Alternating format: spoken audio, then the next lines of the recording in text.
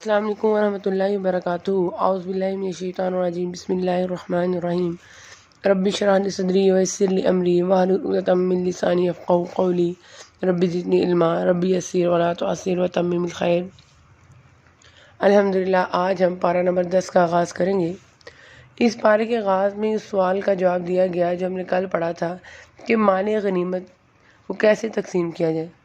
تو اللہ تعالیٰ کہہ رہے ہیں کہ جان لو کہ تم جس قسم کی جو کچھ غنیمت حاصل کرو۔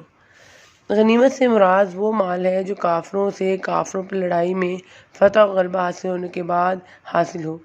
پہلی امتوں میں اس کا یہ طریقہ تھا کہ جنگ ختم ہونے کے بعد کافروں سے حاصل کردہ سارا مال ایک جگہ ڈھیر کر لیا جاتا، آسمان سے آگ آتی اسے جلا کر راکھ کر ڈالتی۔ لیکن امت مسلمہ کے لیے مال غنیمت جو ہے وہ حلال کر دیا گیا۔ آگے اللہ تعالیٰ کہہ رہے ہیں کہ اس میں سے 5واں حصہ تو اللہ کا ہے اور رسول کا اور قرابت داروں کا اور یتیموں مسکینوں کا اور مسافروں کا۔ اللہ کا لفظ تو بطور تبرک نیز اس لیے ہے کہ ہر چیز کا اصل مالک اللہ تعالیٰ ہی ہے اور حکم بھی اللہ تعالیٰ کا چلتا ہے۔ مراد اللہ اور اس کے رسول کا حصہ سے ایک ہی ہے، یعنی سارے مال غنیمت کے 5 حصے کر کے 4 حصے تو ان مجاہدین میں تقسیم کیے جائیں گے جنہوں نے جنگ میں حصہ لیا۔ ان میں بھی پیادہ کو 1 حصہ اور سوار کو 3 گنا حصہ ملے گا۔ 5واں حصہ جسے عربی میں خمس کہتے ہیں کہا جاتا ہے کہ اس کے پھر 5 حصے کیے جائیں گے۔ 1 حصہ رسول اللہ صلی اللہ علیہ وسلم کا اور آپ کے بعد اسے مفاد عامہ میں خرچ کیا جائے گا۔ جیسے خود آپ صلی اللہ علیہ وسلم بھی یہ حصہ مسلمانوں پہ خرچ فرماتے تھے۔ آپ صلی اللہ علیہ وسلم نے خود بھی فرمایا، یعنی میرا جو 5واں حصہ ہے وہ بھی مسلمانوں کی مصالح پر ہی خرچ ہوتا ہے۔ دوسرا حصہ رسول اللہ صلی اللہ علیہ وسلم قرابت داروں کا، پھر یتیموں اور مسکینوں اور مسافروں کا، اور کہا جاتا ہے کہ خمس حسب ضرورت خرچ کیا جائے گا۔ اور اگر تم اللہ تعالیٰ پر ایمان لائے اور اس چیز پر جو ہم نے اپنے بندے پر اس دن اتارا ہے۔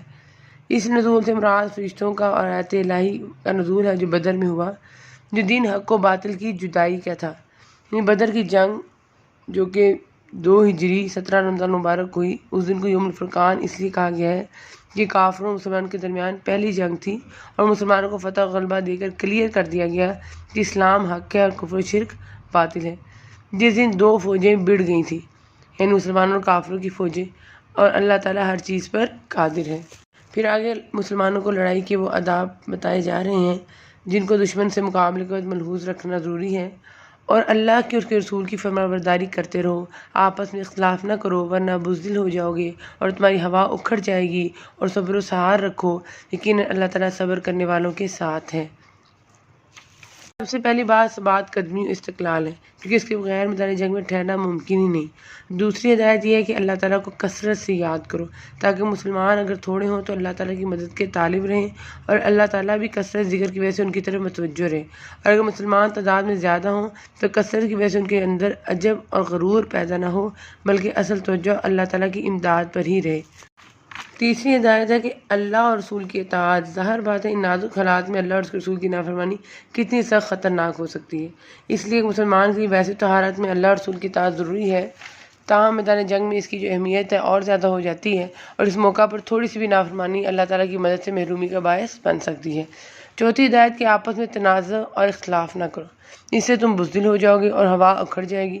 اور 5ویں ہدایت کہ صبر کرو، یعنی جنگ میں کتنی بھی شدت آ جائے، تمہیں کتنے بھی کٹر مراحل سے گزرنا پڑے، لیکن صبر کا دامن ہاتھ سے نہ چھوٹے۔ نبی صلی اللہ علیہ وسلم نے بھی ایک حدیث میں فرمایا، لوگوں دشمن سے مدبیر کی آرزو مت کرو اور اللہ تعالیٰ سے عافیت مانگا کرو، تاہم جب کبھی دشمن سے لڑائی کا موقع پیدا ہو جائے تو صبر کرو، یعنی جم کر لڑو، اور جان لو کہ جنت تلواروں کے سائے تلے ہے۔ اور پھر آگے اللہ تعالیٰ فرما رہے ہیں، تم ان کے مقابلے کے لیے اپنی طاقتور قوت کی تیاری کرو اور گھوڑوں کے تیار رکھنے کی۔ قوت کی تفسیر نبی صلی اللہ علیہ وسلم سے ثابت ہے، یعنی تیر اندازی، کیونکہ اس دور میں یہ بہت بڑا جنگی تیار نہایت اہم فن تھا۔ جس طرح گھوڑے جنگ کے لیے ناگزیر ضرورت تھے، ایسا کہ سائنس سے بھی واضح ہے، لیکن اب تیر اندازی اور گھوڑوں کی جنگی اہمیت اور افادیت تو ضرورت باقی نہیں رہی، اس لیے وَأَعِدُّوا لَهُم مَا اسْتَطَعْتُم کے تحت آج کل کے جنگی ہتھیاروں مثل میزائل، ٹینک، بم اور جنگی جہاز اور بحری جنگ کے لیے آبدوزیں وغیرہ کی تیاری جو ہے وہ ضروری ہے، کہ اس سے تم اللہ تعالیٰ کے اور اپنے دشمنوں کو خوفزدہ رکھ سکو، اور ان کے سوا اوروں کو بھی جنہیں تم نہیں جانتے اللہ انہیں خوب رہا ہے، اور جو کچھ بھی اللہ کی راہ میں صرف کرو گے وہ تمہیں پورا پورا دیا جائے گا اور تمہارا حق نہ مارا جائے گا۔ پھر آگے کہا جا رہا ہے، اے نبی، ایمان والوں کو جہاد کا شوق دلاؤ، یعنی خوب رغبت دلاؤ، چاہے اس کے مطابق نبی صلی اللہ علیہ وسلم جنگ سے قبل صحابہ کو جہاد کی ترغیب دیتے اور اس کی سیرت بیان فرماتے۔ اگر تم میں 20 بھی صبر کرنے والے ہوں گے تو 200 پر غالب رہیں گے، اگر تم میں 100 ہوں گے تو 1000 کافروں پر غالب رہیں گے، اس واسطے کہ وہ بے سمجھ لوگ ہیں۔ یہ مسلمانوں کے لیے بشارت ہے کہ تمہاری ثابت قدمی سے لڑنے والے 20 مجاہد جو ہیں وہ 200 پر اور 100 1000 پر غالب رہیں گے۔ اللہ تعالیٰ صحابہ کرام تعالیٰ عنہ کی اقسام بیان کرے ہیں کہ جو لوگ ایمان لائے اور ہجرت کی اور اپنے مالوں اور جانوں سے اللہ کی راہ میں جہاد کیا، یہ صحابہ مہاجرین کہلاتے ہیں جو فضیلت میں صحابہ میں اول نمبر پر ہیں، اور جن لوگوں نے ان کو پناہ دی اور مدد کی یہ انصار کہلاتے ہیں، یہ فضیلت میں دوسرے نمبر پر ہیں۔ یہ سب آپس میں ایک دوسرے کے رفیق ہیں، یعنی ایک دوسرے کے حمایتی اور مددگار ہیں، اور بعد نے کہا کہ ایک دوسرے کے وارث ہیں، جیسا کہ ہجرت کے بعد رسول اللہ صلی اللہ علیہ وسلم نے ایک مہاجر ایک انصاری کے درمیان رشتہ اخوت قائم فرما دیا تھا، حتیٰ کہ اسے کے وارث بھی بنتے تھے۔ بعد میں وراثت کا جو حکم ہے منسوخ ہو گیا۔ اور جو ایمان تو لائے لیکن ہجرت نہیں کی، تمہارے لیے ان کی کچھ بھی رفاقت نہیں جب تک کہ ہجرت نہ کریں۔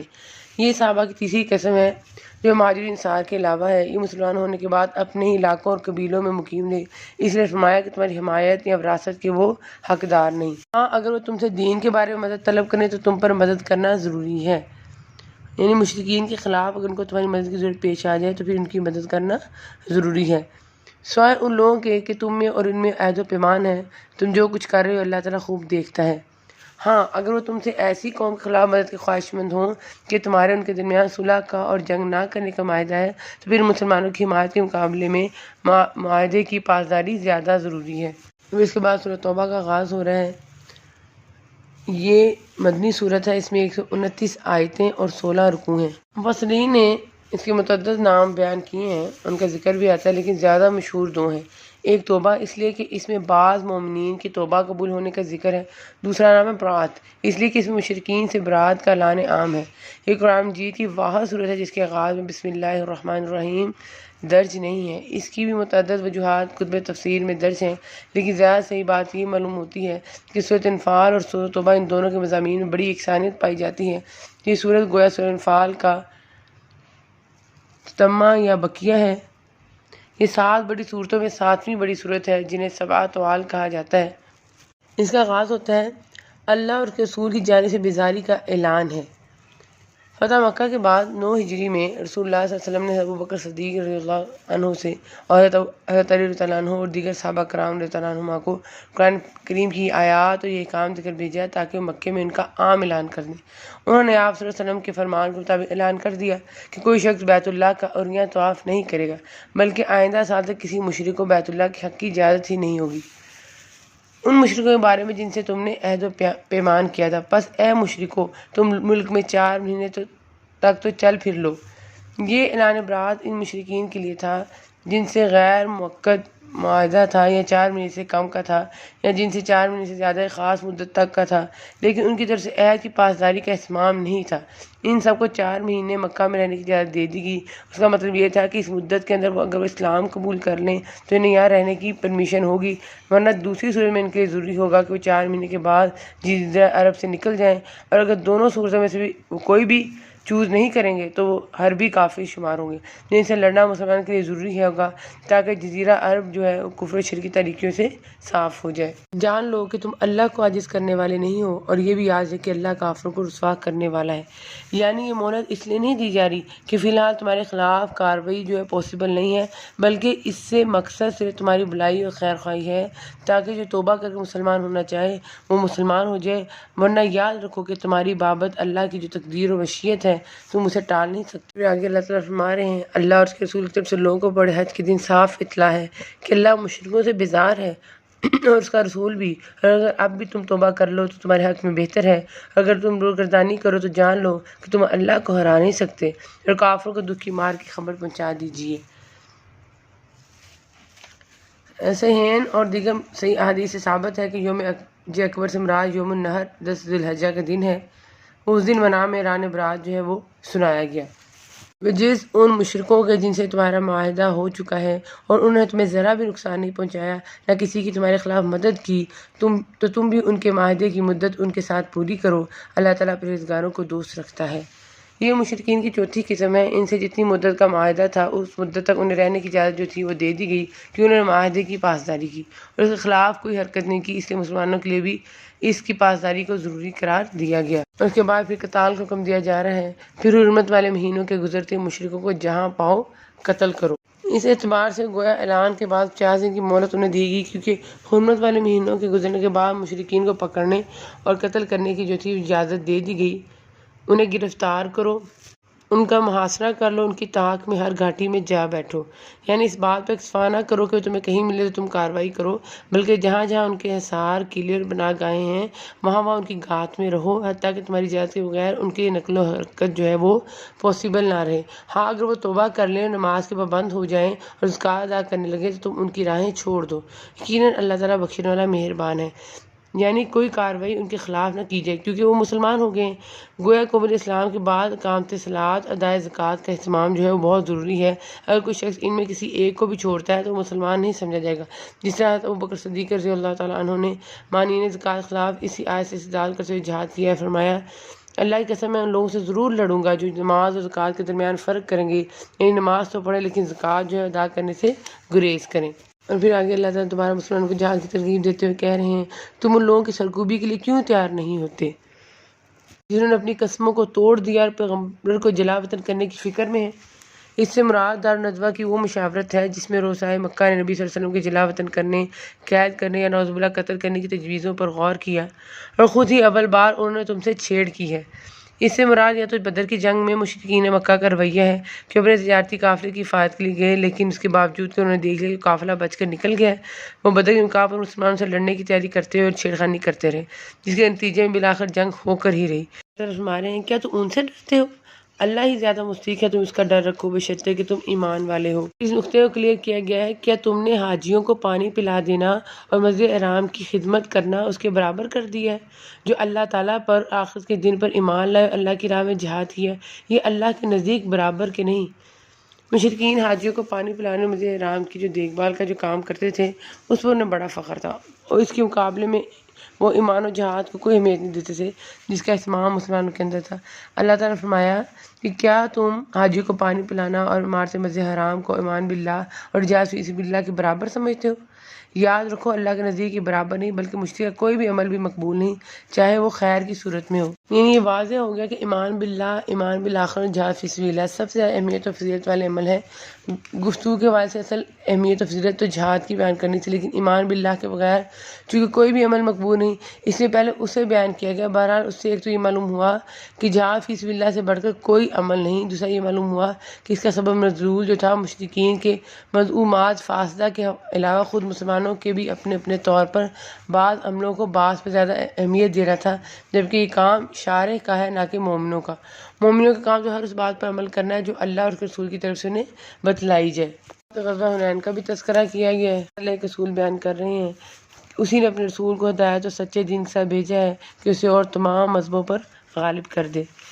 دلائل کے لحاظ سے تو یہ غلبہ ہر وقت حاصل ہے، تاہم جب مسلمانوں نے یہ دین پر عمل کیا تو انہیں دنیا میں بھی غلبہ حاصل ہوا، اور اب بھی مسلمان اگر اپنے دین کے عامل بن جائیں تو ان کا غلبہ یقینی ہے، اس لیے کہ اللہ کا وعدہ ہے کہ حزب اللہ ہی غالب و فاتح ہوگا، شرط یہ کہ مسلمان حزب اللہ بن جائیں۔ اس کے بعد تجربہ کے آغاز میں وارننگ دی جا رہی ہے، اور جو لوگ سونے چاندی کا خزانہ رکھتے ہیں اور اللہ کی راہ میں خرچ نہیں کرتے انہیں دردناک عذاب خبر پہنچا دیجیے۔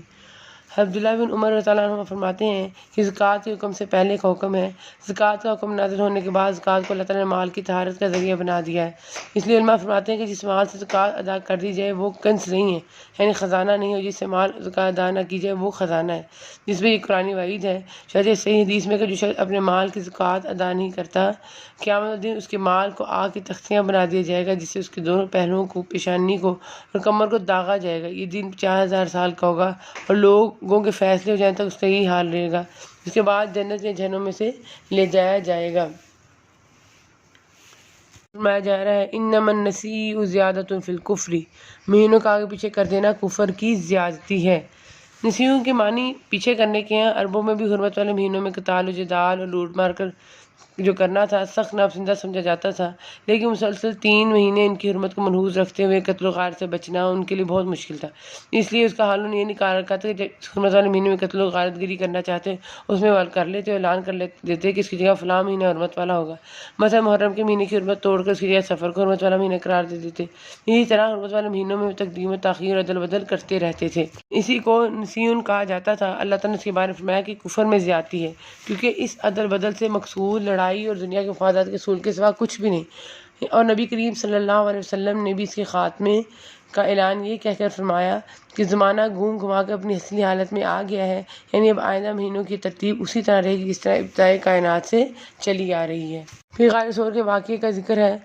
اگر تم ان نبی صلی اللہ علیہ وسلم کی مدد نہ کرو تو اللہ ہی ان کی مدد کی، اس وقت جب کہ ان کے کافروں نے دیش سے نکال دیا تھا۔